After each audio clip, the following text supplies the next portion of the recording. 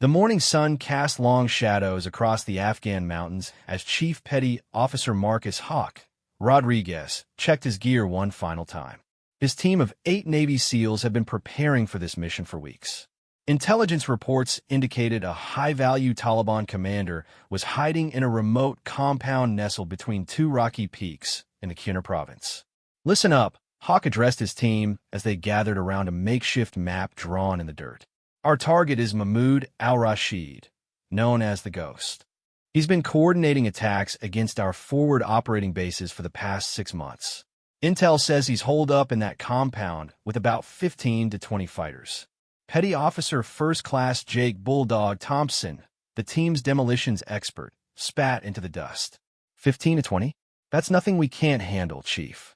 Don't get cocky, Hawk warned. This guy didn't earn his nickname by being careless. The compound sits on high ground with perfect sight lines in every direction. We'll have minimal cover once we're in the valley. The team consisted of seasoned warriors, each man having completed multiple deployments in Iraq and Afghanistan. Besides Hawk and Bulldog, there was Danny Ghost Martinez, their communications specialist, Tony Viper Castillo, the medic, Sam Razor Wilson, point man, Mike Thunder Johnson, machine gunner, Alex Falcon Lee, the youngest member but already proving himself as a skilled marksman, and, finally, Carlos Steele Mendoza, their breacher. As they moved out in the pre-dawn darkness, none of them knew that their carefully planned operation was about to become a desperate fight for survival. The intelligence they'd received was fatally flawed. Instead of 15 fighters, al-Rashid had assembled nearly 40 of his most experienced militants, all armed with advanced weapons and positioned in carefully prepared defensive positions. The SEALs moved silently through the rocky terrain, using night vision goggles to navigate the treacherous mountain paths. Hawk led from the front, constantly scanning for any signs of enemy activity.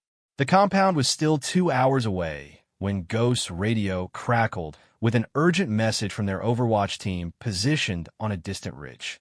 "Alpha Team, this is Overwatch. We're seeing increased movement around the target building. Count at least 30 heat signatures, possibly more." Hawk halted the team with a raised fist. 30 fighters changed everything, but they were too deep into enemy territory to abort now. "Copy that, Overwatch. We're committed. Continue mission." The team pressed forward, each man knowing that the odds had just shifted dramatically against them. They reached their final approach position as the first hints of dawn began to lighten the eastern sky. The compound sat approximately 800 meters away across an open valley, just as the intelligence briefings had described.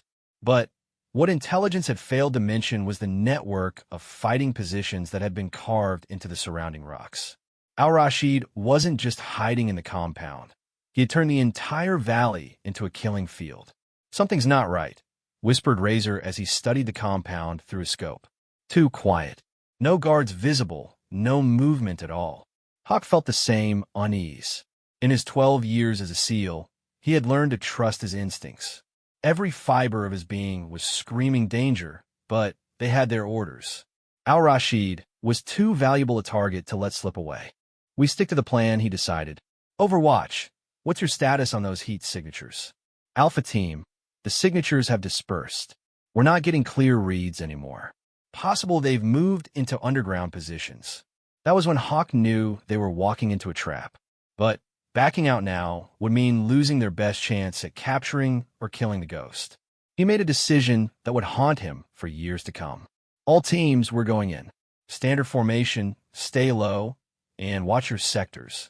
The SEALs began their descent into the valley, moving in a staggered line formation that would allow them to provide mutual support while advancing toward their objective.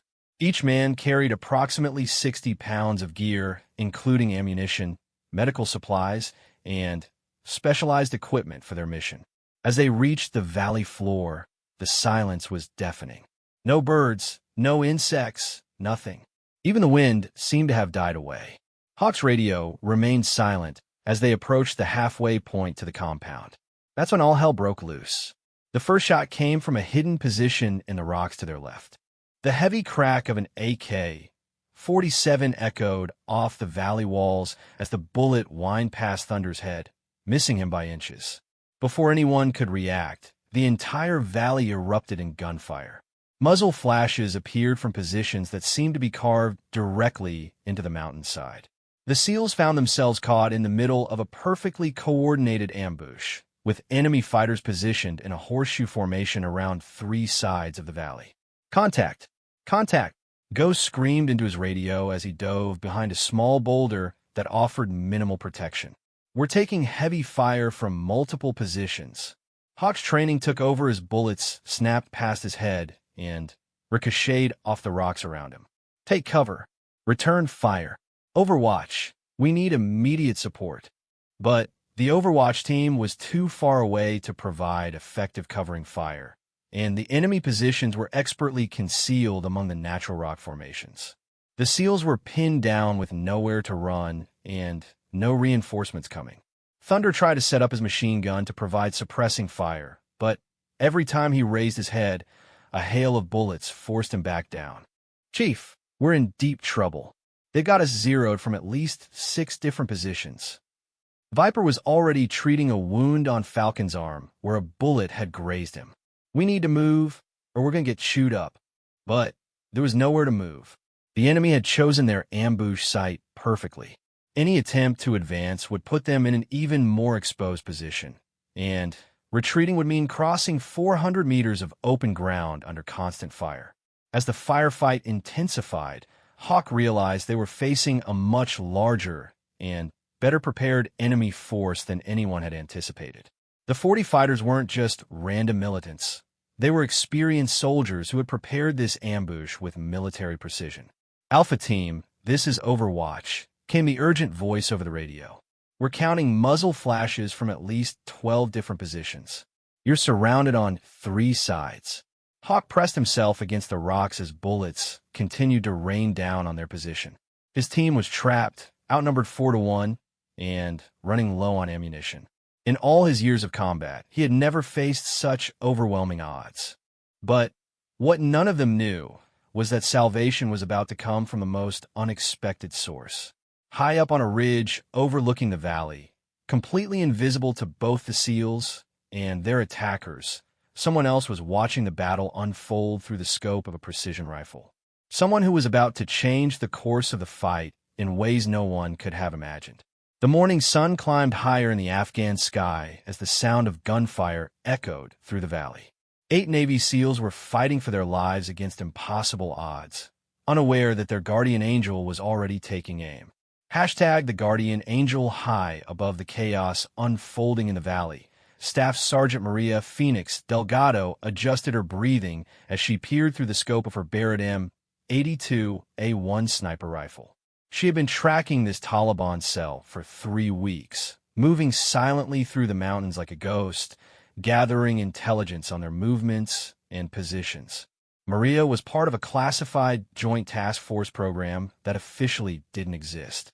Selected from the Army's most elite female soldiers, she had undergone specialized training in long-range reconnaissance and precision shooting. Her mission was simple in concept, but incredibly dangerous in execution. Infiltrate deep behind enemy lines and eliminate high-value targets that conventional forces couldn't reach. At 28 years old, Maria had already completed 4 combat deployments and held the unofficial record for the longest confirmed kill shot by a female sniper. But today wasn't about records or glory. It was about saving the lives of 8 American warriors who had walked into a carefully prepared trap. She had been watching the SEAL team's approach for the past hour, noting how they moved with professional precision through the difficult terrain. When the first shots rang out and she saw the ambush unfold, every instinct told her to engage immediately. But Maria was a professional. She took 30 seconds to assess the situation, identify priority targets, and calculate the complex ballistics needed for shots at this extreme range. Her position on the ridge was nearly 1,200 meters from the valley floor, at the very edge of her rifle's effective range. The morning wind was gusting unpredictably, and the elevation difference created additional challenges for accurate shooting. But Maria had trained for exactly these conditions. Through her scope, She could see the SEAL team pinned down behind inadequate cover as muzzle flashes erupted from concealed positions throughout the valley. The Taliban fighters had positioned themselves expertly, using natural caves and constructed fighting positions that were nearly invisible from ground level. Maria identified her first target, a machine gunner positioned in a rocky outcrop who was raining devastating fire down on the SEALs. The fighter was partially concealed behind a wall of stacked stones, but enough of his torso was visible for a precision shot. She steadied her breathing, feeling her heartbeat slow as she entered the mental zone that every sniper knows. The world around her faded away until there was nothing except the crosshairs, the target, and the gentle squeeze of the trigger. The Barrett's massive .50 caliber round thundered from the barrel, the sound echoing off the surrounding peaks like rolling thunder. Even at this distance, Maria could see the devastating impact as the heavy bullet found its mark. The enemy machine gun fell silent instantly. Down in the valley, the SEALs heard the distinctive boom of the heavy sniper rifle, but couldn't identify where it had come from. Chief Hawk pressed his radio. "Overwatch. Was that one of ours?" "Negative, Alpha Team. That shot didn't come from our position." Before anyone could process this information, another thunderous crack echoed through the mountains. A second Taliban fighter, this one positioned in a cave entrance about 300 meters to the left of the first target, suddenly pitched forward and didn't move again. "What the hell?" Ghost muttered as he tried to spot the source of the shots. "Someone's got our back, but I can't see where they're shooting from." Maria was already lining up her third target. The Taliban fighters were beginning to realize they were under attack from an unknown sniper, but they couldn't locate her position. The extreme range and elevation made it nearly impossible to identify her muzzle flash, especially with the morning sun creating challenging light conditions. Her third shot eliminated a Taliban commander who had been coordinating the ambush from central position. Maria could see him through her scope, frantically gesturing to his fighters and pointing in different directions as he tried to locate the source of the devastating accurate fire that was systematically destroying his carefully planned attack. The .50 caliber round ended his tactical coordination permanently. By now, the remaining Taliban fighters were in complete confusion. The disciplined ambush they had so carefully prepared was falling apart as their leaders and key weapons positions were eliminated by an invisible enemy. Some began abandoning their positions to seek better cover, but this only made them easier targets for Maria's precise shooting. Down in the valley, the SEALs began to realize that someone was systematically eliminating the enemy positions that posed the greatest threat to their survival. Chief Hawk seized the opportunity. "Listen up. Someone's thinning them out. When I give the word, we're going to move to that rocky outcrop at 2 o'clock. Thunder, lay down suppressing fire. Everyone else, move fast and keep low." Maria watched the SEALs prepare to move and shifted her focus to the Taliban positions that would have the best angles on their route. She identified 2 fighters in elevated positions who would be able to catch the Americans in the open during their movement. Her fourth and fifth shots came in rapid succession, the heavy rifle bucking against her shoulder with each trigger pull. Both Taliban fighters were eliminated before they could engage the moving SEALs. "Move! Move! Move!" Hawk shouted as his team sprinted across 50 meters of open ground to reach better cover. Not a single shot was fired at them during the movement. From her perch high above the battle, Maria allowed herself a small smile. These SEALs were professionals who knew how to take advantage of an opportunity. They had moved with the kind of precision and speed that comes from countless hours of training and real combat experience. But the battle was far from over. She counted at least 20 Taliban fighters still in fighting positions throughout the valley. Many of them were now trying to locate her position, scanning the surrounding ridges with binoculars and scopes. Maria knew she had perhaps 10 more minutes before the enemy would start getting accurate return fire on her position. She needed to eliminate as many threats as possible before that happened. Her sixth target was another machine gunner who had repositioned to a new location and was attempting to re-establish fire on the SEAL team. Through her scope, Maria could see him setting up a Pecan machine gun behind a natural rock wall. She waited until he was fully exposed and sent another .50 caliber round downrange. The Taliban fighter's weapon was destroyed along with its operator. Alpha Team, this is Overwatch, came the voice over the radio. We're seeing significant reduction in enemy fire. Whatever's happening, it's working in your favor. Hawk keyed his radio while scanning the surrounding terrain for threats. Roger that. We're taking advantage of the situation to improve our position. What Hawk couldn't see was that Maria was now engaging targets specifically to create a corridor that would allow the SEALs to advance toward the original objective. She had studied the terrain carefully and identified a route that would provide cover and concealment while allowing the team to close with the main compound. Her 7th shot eliminated a sniper who had been positioned to cover that exact route. The Taliban fighters were now in complete disarray. Their carefully coordinated ambush had become a desperate struggle for survival as an invisible enemy picked them off with mechanical precision. Some began to retreat from their positions, abandoning the fight entirely. But Al-Rashid, the ghost, was not ready to give up. Maria could see him through her scope, rallying his remaining fighters and organizing a counterattack. He was shouting orders and pointing toward different positions, trying to reestablish some kind of tactical control over the battle. Maria centered her crosshairs on the man who had caused so much death and destruction over the past months. Al-Rashid was approximately 1,150 meters away, partially concealed behind a concrete wall that provided excellent protection against small arms fire. But it offered no protection against a .50 caliber armor-piercing round fired by one of the most skilled snipers in the U.S. military. Her 8th shot ended Al-Rashid's reign of terror permanently. With their leader dead and their ambush positions systematically destroyed, the remaining Taliban fighters began a general retreat. Some fled on foot through the mountain passes, while others attempted to escape in vehicles that had been hidden in caves near the compound. Maria tracked several of the fleeing fighters through her scope, but held her fire. Her mission was to ensure the survival of the American forces, not to pursue a retreating enemy. Besides, her ammunition was running low, and she needed to preserve rounds in case the situation changed. Down in the valley, the sudden silence was almost as shocking as the initial ambush had been. For nearly 30 minutes, the sound of gunfire had echoed constantly off the mountain walls. Now, there was nothing except the wind and the distant sound of vehicles retreating into the mountains. Alpha Team, report, came the voice of their command post over the radio. Chief Hawk looked around at his team. Falcon had a minor wound on his arm, and everyone was shaken by the intensity of the ambush, but they were all alive and combat effective. Command, Alpha Team, we're all green. The ambush has been broken, and we're preparing to continue with the mission.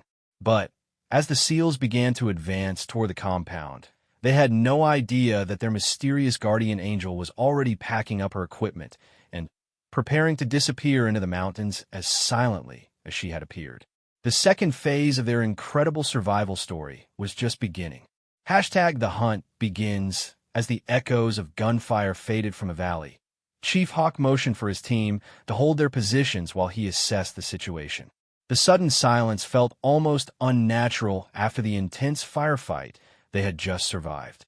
Smoke drifted from several Taliban positions where the mysterious snipers' .50 caliber rounds had found their marks. Ghost, try to raise whoever's been covering us, Hawk ordered as he scanned the surrounding ridgelines through his binoculars. Danny Martinez adjusted his radio and broadcast on multiple frequencies. Unknown friendly, this is Alpha Team. If you're receiving, please respond. Static answered him. Whoever had saved their lives had either moved on or wasn't interested in making contact. Chief, we need to move, urged Razor Wilson from his position behind a boulder.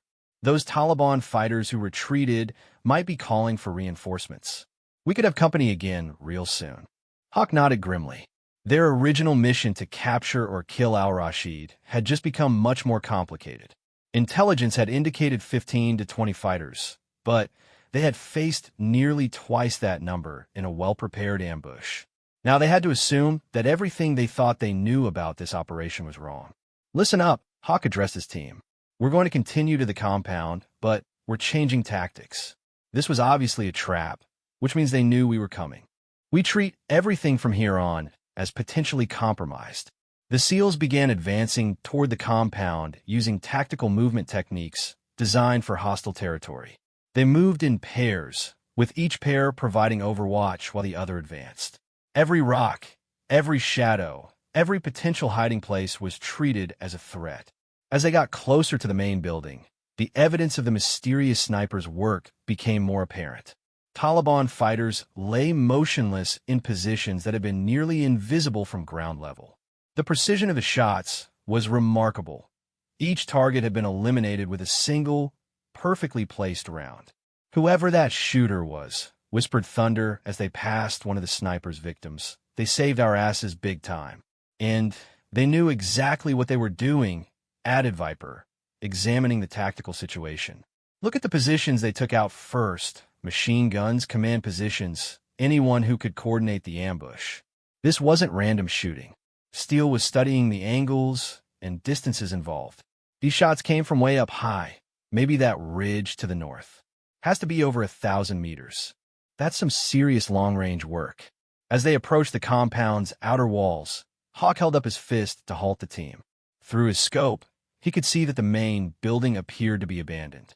Doors stood open, and there was no sign of movement inside. "Looks like they cleared out when the shooting started," he reported to his team. "But we're going to clear this place room by room. No assumptions." The compound consisted of 3 main buildings connected by high walls that created a central courtyard. Intelligence photos had shown the layout, but Hawk was no longer trusting any intelligence from this operation. Bulldog took point as they moved through the main gate, his demolitions training making him expert at spotting improvised explosive devices. The Taliban were known for booby-trapping buildings they abandoned, turning them into deadly traps for pursuing forces. "Clear left," he called out as he checked the first room. "Clear right," responded Falcon from the opposite side of the entrance. They moved systematically through the compound, each room cleared according to the protocols they had practiced hundreds of times. But instead of finding Al-Rashid or his remaining fighters, they discovered something unexpected, evidence that someone else had been hunting the Taliban leader. In the main building, Ghost found a small pile of .50 caliber brass casings near a window that offered a view of the valley. "Chief, you need to see this." Hawk examined the casings. They were relatively fresh, maybe a day or two old, and they were positioned where a sniper could have observed the compound and the surrounding area. "Someone's been watching this place," Hawk concluded, "and they've been here recently." In another room, Viper discovered a small cache of equipment that had been hastily abandoned. Among the items was a tactical radio set to a frequency that wasn't in any of their briefing materials, and a detailed hand-drawn map of the local area that showed positions and movements with military precision. "This stuff isn't Taliban," Viper reported. "Equipment's too good, and the map work is professional level." Steele found the most interesting discovery in a back room that appeared to have been used as a temporary observation post. Mounted on a tripod near the window was a high-powered spotting scope, and beside it was a logbook written in English. "Chief, you definitely want to see this," Steele called out. Hawk read the logbook entries with growing amazement. Someone had been conducting surveillance on the Taliban cell for weeks, documenting their movements, counting their numbers, and mapping their defensive positions. The handwriting was precise and professional, with detailed notes about weapons, tactics, and personnel. But what caught his attention most was the final entry. SEAL team approaching from South Ridge. Ambush positions confirmed. Intervention required. "Whoever wrote this knew we were coming," Hawk said quietly. "And they knew about the ambush." The logbook was signed with a simple initial, P. As the team continued their search, they found more evidence of their mysterious guardian angel. In the compound's highest tower, someone had constructed a perfect sniper's hide with excellent views of the entire valley. .50 caliber brass casings littered the floor, and chalk marks on the walls showed range calculations for various targets. "This person's been operating solo out here," Ghost observed as he studied the hide.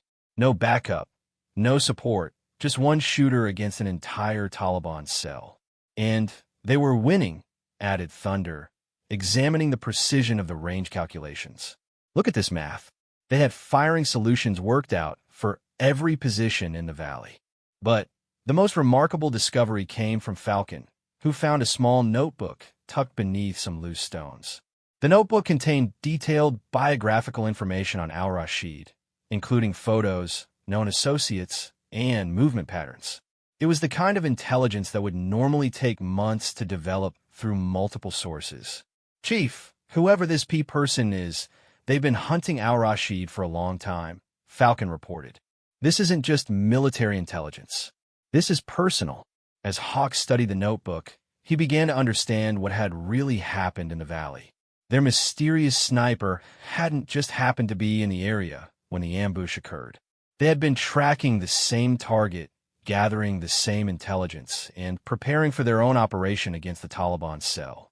The SEAL team's arrival had simply provided an opportunity to strike when the enemy was focused on another threat.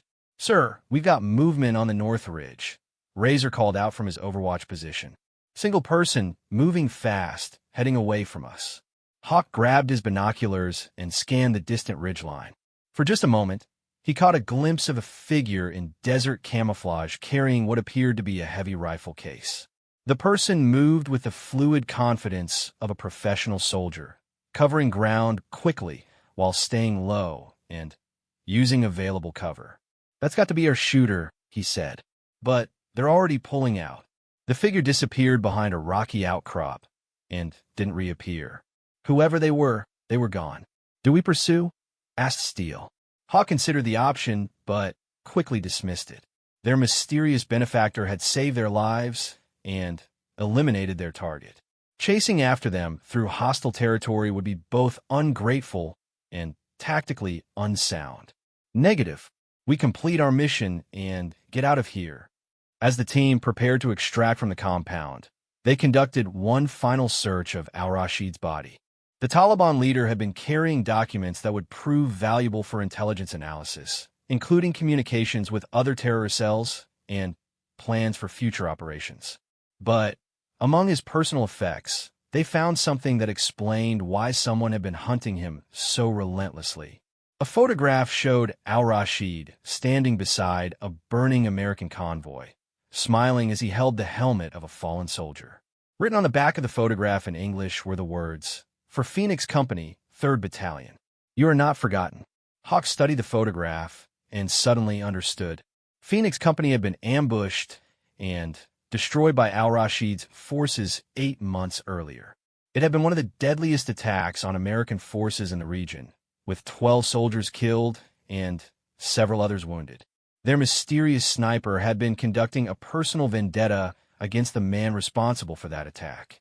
"Chief, we need to move," Ghost reminded him. Radio chatter indicates Taliban reinforcements are en route. As the SEAL team began their extraction from the compound, Hawk took one last look at the northern ridge where their guardian angel had disappeared. Somewhere out there, a lone warrior was continuing to fight their own private war against the enemies of America. He hoped their paths would cross again under better circumstances. The mission was complete, but the mystery of the phantom sniper who had saved their lives was just beginning to unfold. The truth revealed 3 days after the firefight in the Afghan Valley. Chief Hawk found himself sitting in a secure briefing room at Bagram Airfield, still trying to process everything that had happened during their mission. The debriefing had taken hours, with intelligence officers asking detailed questions about every aspect of the operation. But the question that dominated everyone's mind was the identity of the mysterious sniper who had saved their lives. "Chief Rodriguez, we need to discuss the unknown shooter," said Colonel Sarah Mitchell, the intelligence officer leading the debrief. The precision and timing of those shots suggest this wasn't a random encounter. Hawk spread the items they had recovered from the compound across the conference table. The logbook, the notebook with al-Rashid's information, the photograph, and the brass casings from multiple shooting positions. "Ma'am, whoever this person is, they've been conducting their own operation against al-Rashid's cell for weeks, maybe months," he explained. The level of detail in their intelligence gathering is extraordinary. Colonel Mitchell studied the handwriting in the logbook carefully. This signature, just the initial P. Any thoughts on what that might represent? Before Hawk could respond, another voice spoke from the doorway. It stands for Phoenix. Everyone in the room turned to see a figure in desert camouflage fatigues standing in the entrance. The soldier was of medium height with short dark hair, pulled back in a regulation bun. Despite the loose-fitting uniform, it was clear this was a woman, and the calm confidence in her bearing immediately marked her as a seasoned professional. "Staff Sergeant Maria Delgado, ma'am," she said, addressing Colonel Mitchell with a crisp salute. "I believe you've been looking for me." The room fell silent as Maria entered and closed the door behind her. She moved with the fluid grace of someone accustomed to operating alone in hostile territory, her dark eyes taking in every detail of the room and its occupants. "Sergeant Delgado," Colonel Mitchell said, clearly surprised. "We weren't expecting you to come forward voluntarily." "With respect, ma'am, I couldn't let these men wonder who had their backs out there," Maria replied, glancing at the SEAL team members who had been called in for the meeting. They deserved to know the whole story. Hawk studied the woman who had saved his team's lives. She appeared to be in her late 20s, with the lean build of someone who spent months at a time carrying heavy equipment through mountain terrain. But it was her eyes that impressed him most. They held the steady, focused look of a predator who had learned to hunt in the most dangerous places on Earth. "Sergeant, your personnel file indicates you're assigned to the 75th Ranger Regiment," Colonel Mitchell continued. "But there's no record of you being deployed in this area of operations." Maria's expression didn't change. "That's because I'm not here under normal Army channels, ma'am. I'm part of a classified program that technically doesn't exist." She reached into her pocket and produced a set of orders printed on paper that Hawk didn't recognize. Colonel Mitchell examined them carefully, her eyebrows raising as she read. "Project Phantom," the colonel said quietly. "I've heard rumors, but I thought it was just speculation." "No, ma'am, it's very real," Maria confirmed. "We take volunteers from elite units across all branches of service. The mission is deep reconnaissance and targeted elimination of high-value individuals who can't be reached through conventional operations." Hawk leaned forward in his chair. "How long have you been tracking al-Rashid?" 8 months, 2 weeks, and for days," Maria answered without hesitation. "Ever since he ambushed and destroyed Phoenix Company." The pain in her voice was carefully controlled, but everyone in the room could hear it. Hawk realized that this wasn't just about military duty for her, it was personal. "Phoenix Company was your unit?" he asked gently. Maria nodded, her jaw tightening slightly. "I was on leave when it happened. Came back to find half my friends dead, and the other half in military hospitals. Al-Rashid recorded the whole thing, turned it into propaganda videos." She reached into another pocket and produced a small digital device. "He sent copies to the families of the soldiers he killed. My squad leader's wife received 1-2 days before Christmas." The room remained silent as everyone processed this information. The photograph they had found at the compound suddenly took on a much darker significance. "So you requested assignment to hunt him down," Colonel Mitchell said. "I volunteered for Project Phantom specifically to track al-Rashid," Maria corrected. "The program gave me the training and resources I needed, but the motivation was already there." Bulldog, who had been quiet throughout the meeting, finally spoke up. "Ma'am, how did you know we were coming?" Maria smiled slightly, the first time her expression had softened since entering the room. "I've been monitoring radio traffic for weeks. When I intercepted your mission planning communications, I realized you were walking into a trap." "You could have warned us," Ghost pointed out. "With what?" "An unauthorized radio transmission from a sniper who wasn't supposed to exist." Maria shook her head. "Your command would have aborted the mission, and al-Rashid would have disappeared again. I've been tracking him for months. This was my best opportunity." Hawk began to understand the impossible situation she had faced. "So you positioned yourself to provide overwatch and waited to see what developed." "Exactly. If your team had been able to handle the ambush on your own, I would have stayed hidden and continued my own mission." But when I saw you were outnumbered 4-1, I couldn't let good soldiers die for the sake of operational security. Thunder leaned back in his chair, shaking his head in amazement. Ma'am, those shots you made were incredible. Some of those ranges had to be over 1,000 meters. 1,200 meters for the longest shot, Maria confirmed. Not my personal best, but the wind conditions were tricky. How many confirmed kills do you have? Falcon asked with professional curiosity. Maria's expression grew distant. Officially? I can't discuss that. Unofficially? Al-Rashid was number 37. The number hung in the air like a physical presence. 37 confirmed kills by a sniper operating alone in enemy territory represented an almost unprecedented level of skill and dedication. Sergeant Delgado, Colonel Mitchell said formally, "Your unauthorized intervention in this operation created significant complications for our intelligence analysis. However, the successful elimination of Al-Rashid and the preservation of American lives clearly justifies your actions." Thank you, ma'am. But I should mention that Al-Rashid wasn't the end of my mission. Everyone in the room focused their attention back on her. There are 3 other high-value targets associated with his cell. I've been tracking their movements and gathering intelligence on their operations. With Al-Rashid eliminated, they'll probably try to consolidate power and continue his work. Hawk felt a surge of professional respect for this woman who had been fighting a solitary war in some of the most dangerous territory on Earth. "What do you need from us?" "Nothing," Maria replied simply. "My mission continues. But I wanted you to know that if you're ever in trouble out there again, you might not be as alone as you think." Colonel Mitchell gathered the documents from the table. "Sergeant, I'm going to need a full debrief on your intelligence regarding these other targets. This could significantly impact our operational planning." "Of course, ma'am. I have detailed files on all of them." As the meeting began to wind down, Hawk approached Maria directly. "Sergeant, what you did out there, my team owes you our lives." Maria met his gaze steadily. "Chief, you and your men were willing to risk everything to eliminate a terrorist who was killing American soldiers. As far as I'm concerned, we're even. If you ever need anything at all, you contact me," Hawk said, handing her a card with his secure contact information. "The SEAL community doesn't forget its friends." "I'll remember that, Chief." As Maria prepared to leave for her private debrief with Colonel Mitchell, she paused at the door and looked back at the SEAL team. "For what it's worth, you men handled yourselves with honor out there. Even outnumbered and trapped, you kept fighting and looking out for each other.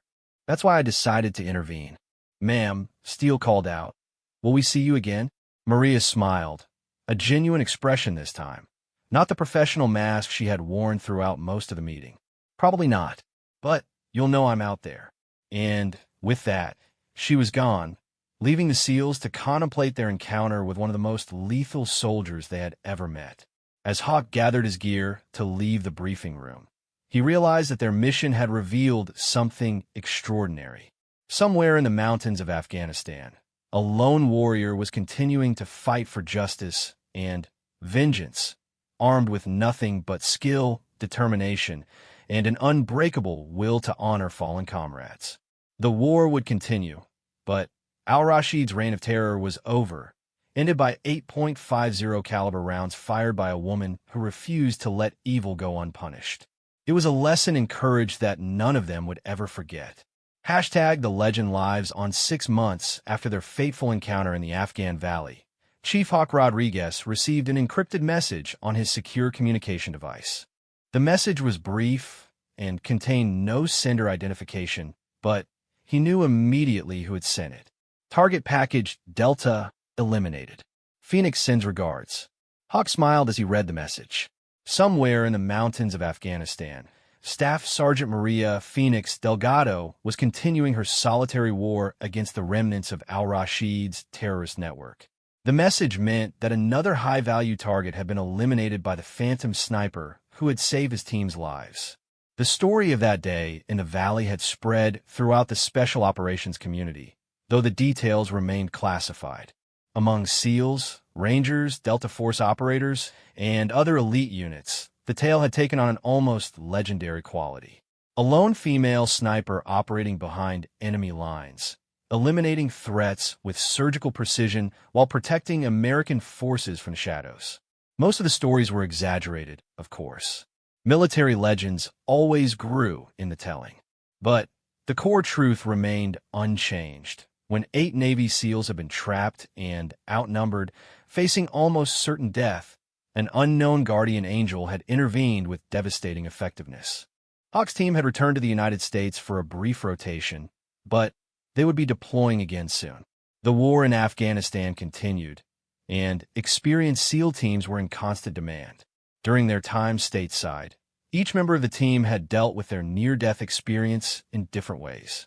Thunder had started a blog about military experiences, though he was careful never to reveal classified details. His writing focused on the brotherhood between soldiers and the sacrifices made by military families. Ghost had married his longtime girlfriend and was expecting his first child. The ambush had reminded him that life was fragile and precious, and he wanted to build something lasting before his next deployment. Bulldog had taken advanced courses in demolitions and urban warfare, driven by a desire to be even more effective in protecting his teammates. The memory of being trapped and helpless had motivated him to expand his skills. Falcon had been promoted to Petty Officer Second Class and was being considered for sniper school. His experience in the Valley had sparked an interest in long-range precision shooting. Steele had volunteered for additional combat deployments, unable to shake the adrenaline rush of that day's firefight. Some soldiers were energized by combat, and Steele was clearly one of them. Viper had begun studying medicine in his spare time, inspired by a desire to save lives as effectively as others took them. His experience treating wounded soldiers under fire had convinced him that he wanted to become a doctor after his military service. Razor had started teaching urban warfare tactics to new SEAL recruits, passing on the lessons learned from their survival in the Valley. His focus was on situational awareness and adaptive tactics when plans went wrong. For Hawk himself, the experience had reinforced his commitment to leadership and the protection of his men. He had been offered a promotion that would take him out of field operations, but he had declined. His place was with his team, in the field where he could make a difference. But all of them carried the memory of that day, and the knowledge that somewhere out there, a lone warrior continued to fight on their behalf. The legend of Phoenix grew with each passing month. Intelligence reports from various sources mentioned a sniper who appeared suddenly to eliminate high-value targets, then vanished without a trace. Taliban commanders had begun offering substantial rewards for information about the ghost woman who hunted them relentlessly. Some reports came from Afghanistan, others from Pakistan, and a few from other countries where American interests were threatened. The targets were always carefully selected: terrorist leaders, bomb makers, weapons dealers, and others who posed direct threats to American forces or civilians. Each elimination was carried out with the same surgical precision that had saved the SEAL team. Single shots at extreme range, perfect placement, and no collateral damage. The Phantom Sniper had become a legend among both American forces and their enemies. One particularly detailed report described the elimination of a bomb maker who had been responsible for dozens of improvised explosive devices that had killed American soldiers. According to witnesses, he had been walking across an apparently secure courtyard when he suddenly collapsed. No gunshot had been heard, and no muzzle flash had been observed. It had taken investigators several hours to determine that the fatal shot had been fired from a position more than 1,500 meters away, through a gap in the courtyard wall that was barely 6 inches wide. The precision required for such a shot was almost beyond belief.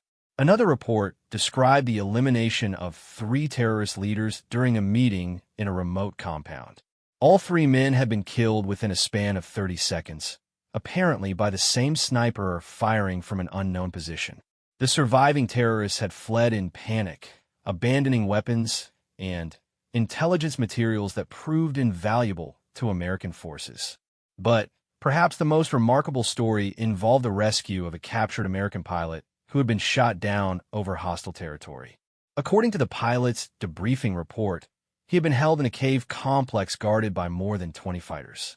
His captors had been preparing to execute him on video when gunfire erupted throughout the cave system. Within minutes, all of the guards had been eliminated by precise rifle fire from positions outside the caves. The pilot had found weapons and equipment waiting for him, along with a hand-drawn map showing a route to a safe landing zone where American helicopters could extract him. He never saw his rescuer, but he found a note written in English. Phoenix Company is not forgotten. As these stories circulated through the special operations community, Maria Delgado became more than just a skilled sniper. She became a symbol of dedication, precision, and the refusal to abandon fallen comrades. Her solitary war represented something that resonated with every soldier who had ever lost friends in combat. Back in the United States, Hawk's team prepared for their next deployment. They would be returning to Afghanistan, where the war continued and American forces still faced daily threats from a determined enemy.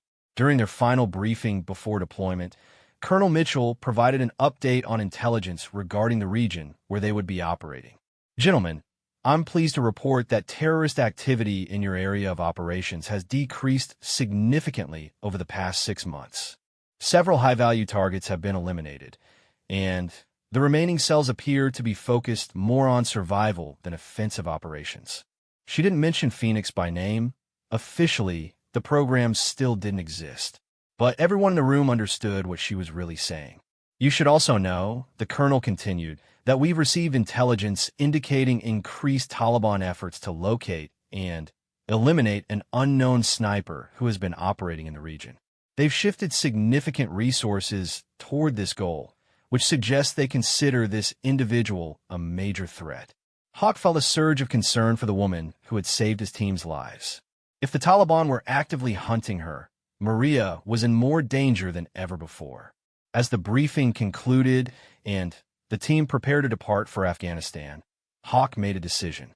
He would monitor intelligence reports carefully during their deployment, and if Maria ever needed assistance, his team would be ready to provide it. It was the least they could do for someone who had risked everything to save their lives. 3 weeks later, as Chief Hawk Rodriguez and his team inserted into the Afghan mountains for another dangerous mission, they carried with them the knowledge that they were not alone. Somewhere in those same mountains, a phantom sniper continued her relentless hunt for justice. The war would continue, soldiers would fight and die, and heroes would emerge from the chaos of combat. But among all the stories of courage and sacrifice that would come from those brutal mountains, the legend of Phoenix, the lone woman who refused to let evil go unpunished, would endure as a testament to the power of determination and the unbreakable bonds between warriors. 8 Navy SEALs had walked into a trap and survived because one person refused to let them die alone. In return, they would carry her story with them forever, ensuring that the legend of the Phantom Sniper would inspire future generations of American soldiers. In the mountains of Afghanistan, the hunt continued, and Phoenix still flew,